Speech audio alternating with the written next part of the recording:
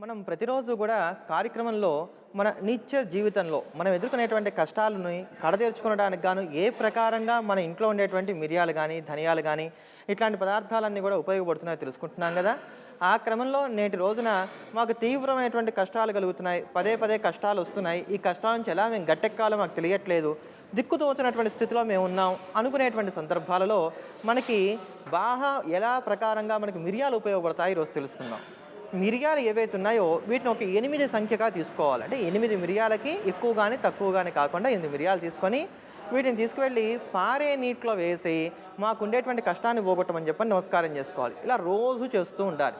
ఒకవేళ పారే నీరు కనుక మనకు అందుబాటులో లేనట్లయితే కనుక కనీసం వాటిని బావిలో వేయడం కానీ ఇటువంటి నీటి సౌకర్యాలు అసలు మాకు ఏవీ లేవు అనుకున్నట్లయితే మనకి ఇంటికి సమీపంలో ఉండేటువంటి ఏ దేవాలయం అయితే మనకి ఇష్టంగా ఉంటుందో ఆ దేవాలయంలోకి వెళ్ళి అక్కడ ఉండేటువంటి భగవంతుడికి నమస్కారం చేసుకొని ఈ 8 మిరియాలు కూడా దేవాలయంలో ఏదైనా సరే ఒక మూల వేసేయవచ్చు.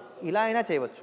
లేదు మాకు కష్టాలు బాగా ఎక్కువగా ఉన్నాయి, త్వరగా ఉపశమనం కావాలి అనుకున్నట్లయితే కాస్త పెరుగన్నాన్ని కలుపుకొని ఆ పెరుగన్నంలో ఈ మిరియాలు వేసి కలుపుకొని ఆ పెరుగన్నాన్ని భగవంతుడికి నైవేద్యంగా పెట్టి దాన్ని ఎవరైనా సరే లేనటువంటి వారికి దానం చేయాలి.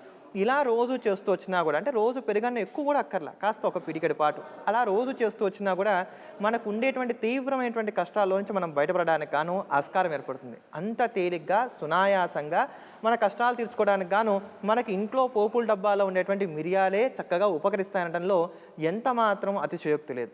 ఇటువంటి మరిన్ని పరిహారాలు తెలుసుకోబోయే ముందుగా ఈరోజు మంగళవారం అనగానే మనందరికీ కూడా గుర్తుకు వచ్చేటువంటి వాడు శ్రీరామదూత అయినటువంటి ఆంజనేయ స్వామివారు. అటువంటి ఆంజనేయ కరుణా కటాక్షం మన ఎందుకు కలగాలి అని అంటే స్వామివారికి సంబంధించినటువంటి నామస్మరణ మనం నిరంతరాయంగా చేస్తూ ఉండాలి. అటువంటి నిరంతరాయమైనటువంటి నామస్మరణ మనం చేసుకోవడానికి గాను వీలుగా అనువుగా ఉండేటువంటి స్తోత్రమే శ్రీరామదూతం శిరసా నమామి. అటువంటి భవ్యమైనటువంటి ఆ స్తోత్రరత్నాన్ని శ్రవణం చేద్దాం. శ్రీరామదూత అయినటువంటి ఆంజనేయ స్వామి వారి యొక్క పరిపూర్ణమైనటువంటి అనుగ్రహాన్ని మనం అందరం కూడా కలిగి ఉందాం.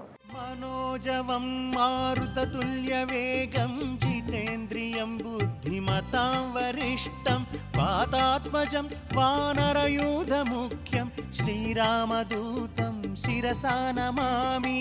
శ్రీరామదూతం శిరసా నమామి. శ్రీరామదూతం శిరసా నమామి.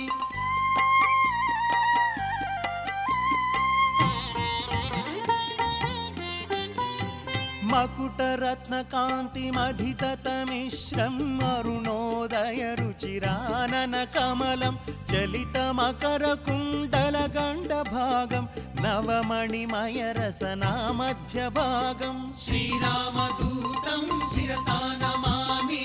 శ్రీరామదూతం శిరసా నమామి.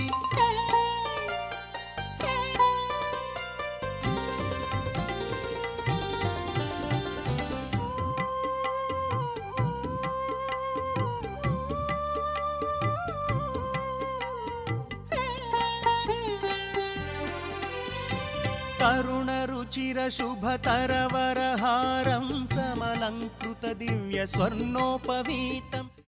అమ్మా, అలాంటి వాళ్ళది నిజమైన ప్రేమ కాదు, అది వ్యామోహం. ఎగ్జాక్ట్లీ చిన్నత్త, నిజంగా ప్రేమించుకున్న వాళ్ళు అలా చేయరు. ఎంత మనసు విరిగిపోతే కన్న కూతుర్ని పట్టుకొని మా దృష్టిలో చచ్చిపోయా ఉంటుందా తల్లి? అది సరే అమ్మా, తన కూతురుతో తన మాట అనేటప్పుడు ఆమె మాటల్లో వ్యథ, కళ్ళల్లో బాధ గమనించావమ్మా? పెద్దబాబుకు బర్త్డే విషెస్ చెప్పు కూడా వెళ్ళాం కదా. ఊరికే ఎలా కాలిపోతుంది? మంట పెడితేనో పడితేనో తగలబడుతుంది.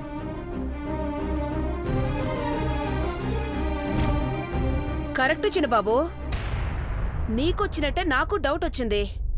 పార్వతే షర్టును తగలబెట్టిందనుకుంటా.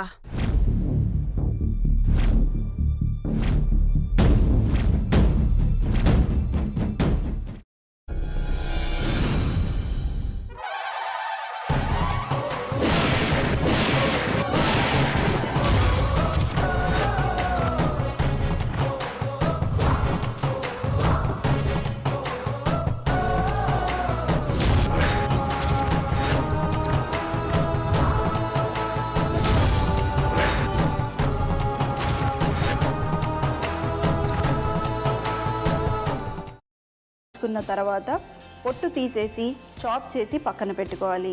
ఒక ప్యాన్లో కొద్దిగా నూనె వేడి చేసి అందులో ఆవాలు, మినప్పప్పు, శనగపప్పు, కరివేపాకు, సన్నగా తరిగి పెట్టుకున్న ఉల్లిపాయలు వేసుకుని 1 నిమిషం పాటు వేయించుకోవాలి. ఆ తర్వాత కాల్చి కట్ చేసి పెట్టుకున్న వంకాయని కూడా అందులో వేసుకుని బాగా మిక్స్ చేసి బౌల్లోకి ట్రాన్స్ఫర్ చేసుకుని అందులో తగినంత చిక్కటి పెరుగు లేదా పల్చటి పెరుగు వేసుకుని మిక్స్ చేసి అన్నంతో కానివ్వండి, చపాతీతో కానివ్వండి సర్వ్ చేసినా చాలా బాగుంటుంది.